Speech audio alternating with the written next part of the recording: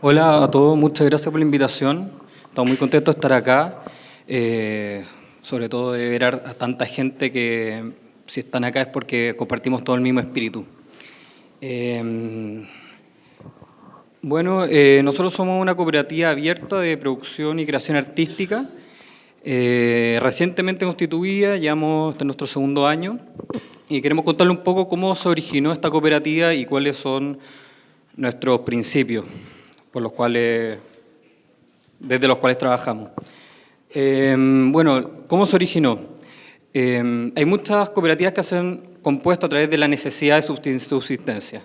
Nosotros partimos de una pregunta que fue más bien teórica, que fue ¿por qué fracasaron las vanguardias del siglo XX en su anhelo por transformar el mundo desde el arte?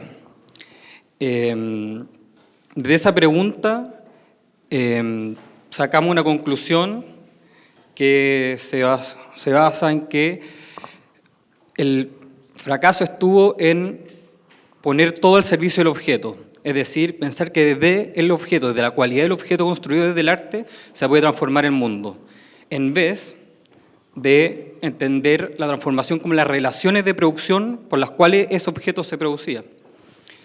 Entonces, tuvimos muchos colectivos, muchas vanguardias, por así decirlo, grupales, pero siempre pensándose desde qué objeto creamos para cambiar el mundo en vez de cómo nosotros nos relacionamos para desde ahí cambiar el mundo. Y eso entendía un sentido político en el contenido de la obra, más allá del sentido político de las relaciones por las cuales nosotros nos constituimos y trabajamos cualquier tipo de obra que sea, ni siquiera una con contenido político. ¿Por qué lo de las relaciones de producción? ¿Y por qué llegamos a la cooperativa como institución de producción que aunaba todos estos criterios que a nosotros nos interesaban? Era porque reducía tres elementos principales para nosotros. Primero, la democracia como algo efectivo, no solo como un aparato para resolver diferencias, por así decirlo, el voto, el proceso de elección, de toma de decisión, sino como algo constitutivo a todo el proceso productivo. Desde un punto de vista mental, que era destrabar un poco la individualidad y ponerlo al servicio de qué era lo que el conjunto decidía. Después, autonomía para poder funcionar con nuestros propios recursos y no depender de el mercado para producir nuestros productos o para poder solventarnos.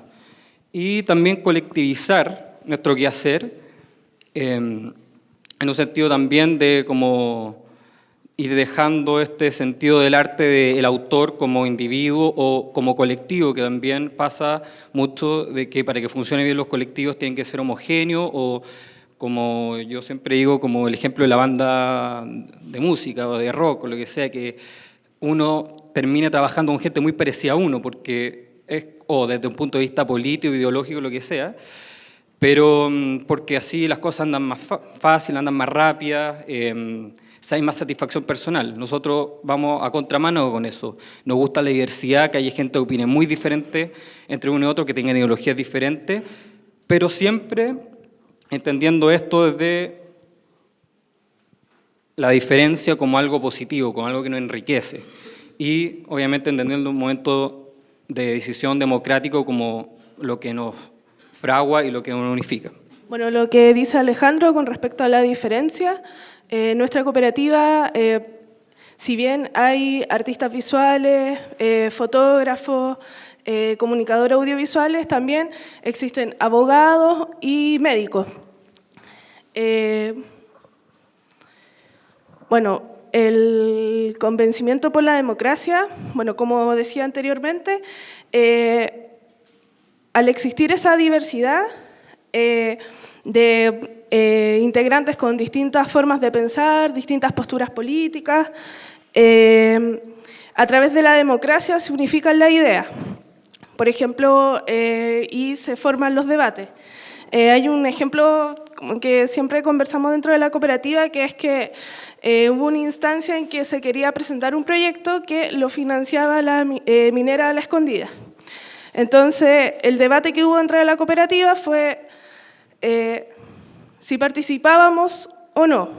Había un sector de la cooperativa que decía que sí, y que si ganábamos el proyecto podíamos hacer un documental en contra de la minera. Y otra parte de la cooperativa decía que no, porque como que no interesaba tener ingresos desde la minera. Entonces fue a votación democrática y se decidió que no finalmente.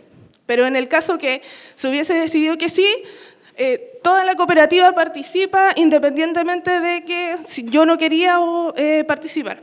¿Para qué, cómo podemos, bajo qué concepto puede funcionar esto de la divergencia y la estructura democrática? Es que hay un sentido de fraternidad que supere a las diferencias contingentes. Y ese sentido se basa en los principios de cooperativístico, de estar en un lugar por elección propia, en el cual, obviamente, por cómo está entramado el mundo, es más difícil hacer los proyectos, es más lento sacarlos, pero que, por ejemplo, hacerlo individualmente. Si yo tengo un proyecto y tengo, no sé, conozco gente o he tenido la suerte de estudiar en una cierta escuela de arte, por ejemplo, lo que sea, tengo redes, sería bastante más fácil y no sé si le convendría en términos estrictos, mercantiles, ser parte de una cooperativa en donde eso se va a entramar más y va a ser un proceso más colectivo. Pero aún así hay gente que prefiere esto y el sentido de fraternidad es lo que debe permanecer siempre para poder amalgamar la diferencia y las discusiones, por duras que sean, que en nuestra cooperativa han pasado y no hay que olvidar esto siempre, que al final de cuentas no es que alguien tenga la razón y otro esté equivocado o que hayan proyectos buenos y proyectos malos. Para nosotros eso no existe, sino existen los proyectos que no existen, que son ideas, y los proyectos que existen, que son las cosas concretas hechas. Bueno, el funcionamiento de nuestra cooperativa es a través de asambleas semanales.